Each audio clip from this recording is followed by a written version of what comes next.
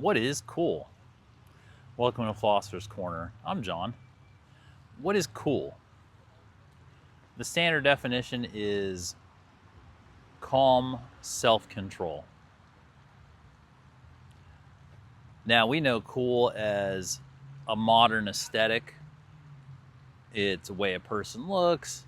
It's a way a person acts. We typically associate it with youth, which of course is incorrect. Anybody can be cool.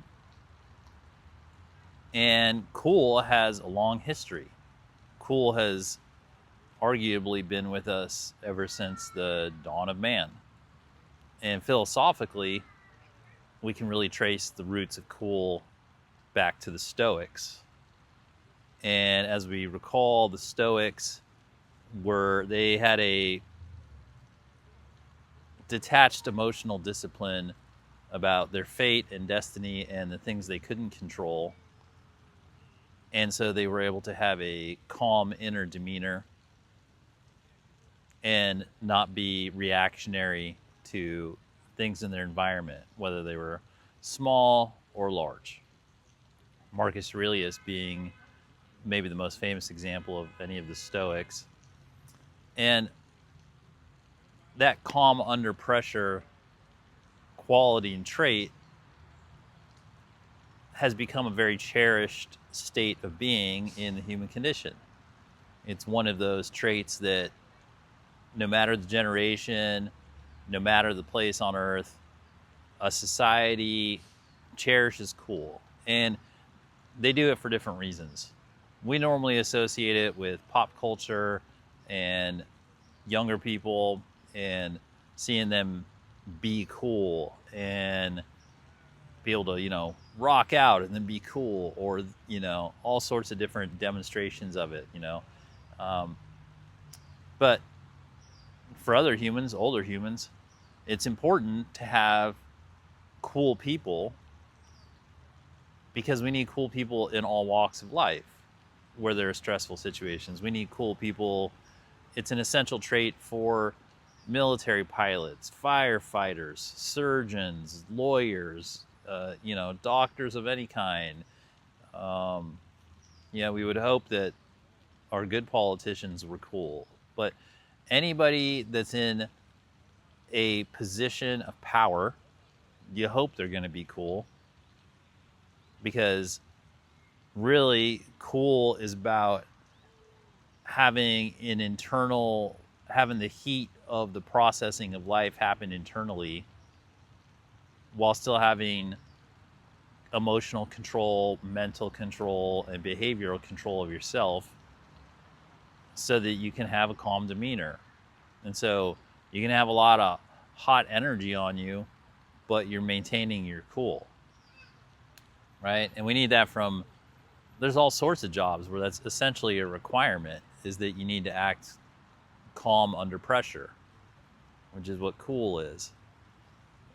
Now, we see a lot of examples of things that are supposed to be cool that are not cool, but they kind of mimic cool. And probably the most obvious one of those is when people become apathetic or detached, right? That's a easy mimic of cool, especially being detached or emotionally uninvested. So some people will go around life and they'll just not be there. They won't be emotionally engaged in the moment. They're not engaged in their life, and they're generally detached, maybe even despondent. And they try to play that off as cool. Oh, that person's cool. That person's that person's probably not cool. That person is either detached, despondent, or depressed, or apathetic, and they're trying to play it off as cool, which is fine. It's not a judgment; it's an observation. But when you find out when people are cool, is you put them through a stress test, or you observe when they go through really stressful situations. Stress tests are one of the more revealing aspects of life. When people go through the hard times, you really do find out what their character is, what their constitution is. And in the process of them going through stressful times, especially when you see them, it's twofold. You can be going under stressful conditions when you're sort of unaware of it, unconsciously, and that's one level of checking out how cool the person is. And then there's when the person consciously knows that they're in a stressful situation, and especially one where they don't know how long it's going to last. Then you can really tell, you can really gauge the person's level of cool. Because now they have critical tasks in their life to achieve, solutions to be discovered, problems to be solved, all the things that go to make a stressful situation, resources to be obtained, all these things. And then if they don't know where it is in the moment and they have to enter into the unknown to find these solutions to these antagonists in their life, and they're severe enough that all the pretenses are stripped away. So they can't act fake anymore, and they have to be themselves because in their mind, their survival is at stake. And now they really have to completely engage in the moment and bring all their powers to bear to find life solutions. Then you're going to find out how cool they are. And the coolness is going to be a direct reflection of their internal discipline, because it's a measure of how much can you keep your processes internal without lashing out or having eccentric behavior while you problem solve or, task complete or whatever it is that you're engaged in at that moment. And we can tell that coolness is directly proportional to attachment. The Buddhists say that, life is suffering because attachments, and that really you find your liberation in life by dissolving your attachments. Well, it's not that you can dissolve your attachment to everything in life. It's that you dissolve the emotional attachments and the mental attachments, which are dependencies and all these other things. And coolness will come in, and when your coolness is being disrupted and a person looks to what's disrupting it, most of the time you're going to find an attachment to something. And then that's the thing that they gotta deal with, bring their awareness to, determine, what's the nature of this attachment. Is it one that needs to be dissolved? Is it something I need to maintain? Is there a problem solved that needs to be here? Like if you're attached to your children, you can't say, well, I'm just going to put them up for adoption. You go, okay, well, what my attachment to my child, what's the thing? Oh, the child needs something. That's why I'm feeling that, right? Or, oh, I have an attachment to, I think I need like a brand new Mercedes. And then you look at your life and go, why am I telling myself I need a brand new Mercedes? Like, I make $50,000 and I already have a car, and the last thing I need is a new Mercedes. Why do I keep? Oh, I'm being greedy, and then, okay, I need to stop being greedy, and then that bond can dissolve. That attachment can dissolve. You go, oh, I'm just being greedy and unrealistic. Like, why am I putting that on myself? Okay, let that go, or whatever it is. I mean, it can be big or small, and cool. Like the more you have less attachments, or the ability to examine the attachment and determine if it's a necessary connection. I guess that would be the discernment between an attachment and a connection, because you have connections, relationships, and networks, and those are things that we're connected to that are healthy and operating, and they're part of our life.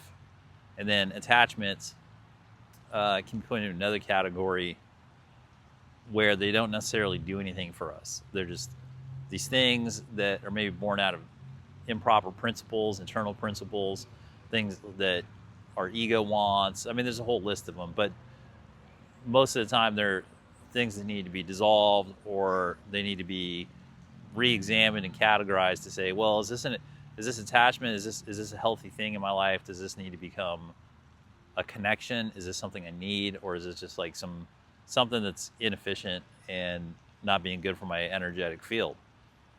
And part of being cool is having that internal discipline and discernment to go through all these things, and as they come up, deal with them, right? So a celebrity, for instance, is cool because they have so many connections that they're essentially not just innumerable, but like they can't necessarily specify all the connections because they're connected to so many people and things that they'll never meet, but those things and people are connected to them. And so they need to have an internal discernment process so that they aren't frazzled from like trying to like be connected to everything at all the times. And so in their position, cool is a prerequisite to handle the job because they have so many connections and so many relationships. So cool is the ability to handle the heat of all the life connections too. It's a really useful thing, and it allows you to operate at higher volume and higher volume of interactions, higher quality, and to be involved in more important scenarios. Because part of being cool is that you can handle heavy situations. You know, you can handle life-changing situations on a regular basis, which, going back to those jobs I was talking about before, whether you're like firefighters or doctors or lawyers or whatever, people in high, not just high power positions, but people who regularly deal with life-changing scenarios. For some people, it's a daily job to handle life-changing situations. And so coolness, which is that internal self-discipline, the ability to maintain calm and still operate at a high level, is necessary for those jobs. So it's, you know, it's not just for rock stars, right? It's for the whole diaspora of humanity. We need cool people all over the place, and it's cool to be cool. And it is a bit of a paradox because you have to maintain the heat while being cool. And it's also a hallmark of being cool to maintain your morality in an immoral situation, which can also be extremely difficult. Maybe arguably the most difficult thing is to maintain one's morality in an immoral situation, right? But you have to do it to a point. The difficult part of that equation for cool is that you can't be so steadfast in your morality that you become a zealot in that situation. That's the requirement of cool, is that you don't take it over the line. You take it to the optimum point of the morality in that immoral situation so that you're still anchoring that space for the morality, but you're not turning yourself into a crusader, because then it's not cool. Like, there weren't any Stoics going out starting wars. So it's a fine line. It's a bit of a paradox because you're keeping it hot while keeping it cool, and you got to keep it balanced, and you can't really go extreme one side or the other. You have to maintain your morality without being too moral, sort of. And oftentimes you got to be the most powerful person in the room without revealing yourself to be that powerful, so that other people can be in there and you can be a good leader. A lot of times being a good leader, being cool is a requirement of being a good leader, because a good leader needs to have a consensus vision for the group. And most of the time, the group itself is not going to have that consensus vision. So the leader is going to be more powerful than most of the individuals in the group, but they have to present themselves in a way that the individuals can relate and not be overwhelmed by the power of the leader. And they can do that by being cool. And the moment they stop being cool, like, for instance, the leader needs to be in control of the situation. But if they try to take total control of the situation, then they're not being cool and they turn into a dictator or a totalitarian of some cloth. And so that's another balance with cool. You gotta be cool enough to be the leader and be in charge and like be attention to detail and have control, but not so much of it that you become a dictator. And it's like that across the spectrum with being cool. There's a sweet spot, there's a balance point to it, and it is balanced by these attachments and these connections and the ability to keep it hot and cool at the same time, because it's almost like electrical engineering, where you're using your body as a circuit, and the idea is that all this energy can flow through you, like this high hot energy can flow through you, and you're a circuit, and your ability to not short out is allowing a situation to occur, but also you have to allow a certain amount of energy to come through at all times. You can't cut yourself off. You can't detach or be apathetic or cut yourself out of the circuit. You actually have to be plugged in. You have to be connected, and you can't overwhelm the circuit board if you're in it. If you're a circuit that can conduct a ridiculous amount of energy, well, you have to also make sure that you don't conduct too much energy to the rest of the board if the rest of the board can't handle it. So there's a management of cool that happens for a person when they're practicing the art of cool. So cool. It's calm self-discipline. It's being moral in an immoral situation. And it's balancing the paradox of the hot and the cool while maintaining an indifference to the things that one cannot control. So, thanks for spending some time here at Philosopher's Corner. I hope you found it helpful. And as always, have fun.